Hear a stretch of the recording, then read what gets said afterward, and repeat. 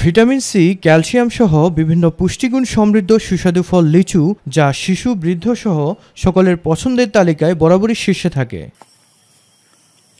চলতি মৌসুমে ব্রাহ্মণবাড়িয়ার 568 হেক্টর জমিতে পাটনাই, বোম্বে, চায়না 2, চায়না 3 ও এলাচি জাতের লিচুর বাম্পার ফলনে খুশি কৃষকরা। এখন যে কোনো ব্র্যান্ডের পুরাতন এসি বদলে নতুন ওয়ালটন এসিতে উপভোগ করুন 25% ছাড়।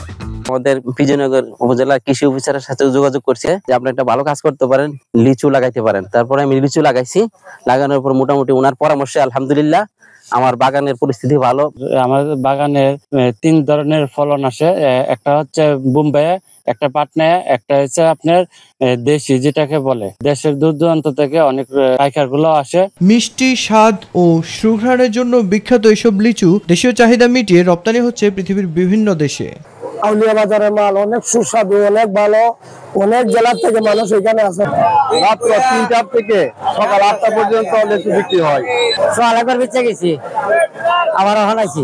কৃষকদের কারিগরি সহায়তার পাশাপাশি বীজ, সার ও কীটনাশক সহ যাবতীয় মনিটরিংয়ে চলতি মৌসুমে জেলায় 70 কোটি টাকার লিচু বিক্রি হবে বলে আশা জেলা কৃষি বিভাগের। প্রচন্ড খরার কারণে উৎপাদন কিছুটা হুমকির মুখে থাকলেও পরবর্তীতে বৃষ্টির কারণে এবং বর্তমানে যে বাজার মূল্য আছে সার্বিক কারণে কৃষক তাদের যে কাঙ্ক্ষিত লক্ষ্যমাত্রা উৎপাদন এবং বাজার মূল্য প্রাপ্তির ক্ষেত্রে তারা খুবই সন্তুষ্টি প্রকাশ করছেন। এই বছর আশা করা যাচ্ছে যে ফলন 2896 মেট্রিক টন পাওয়া যাবে এবং বাজার মূল্য যদি আমরা 350 বা 400 টাকা সহ হিসেবে চিন্তা করি, ছোট বড় হিসেবে, সেই ক্ষেত্রে প্রায় 70 কোটি টাকার উপরে বাজার মূল্য কৃষকরা পাবেন। লিচু চাষে আগ্রহ বাড়ায় ফলটি রপ্তানি করে দেশের অর্থনীতিতে গুরুত্বপূর্ণ অবদান রাখা সম্ভব হবে বলে মনে করেন সংশ্লিষ্টরা।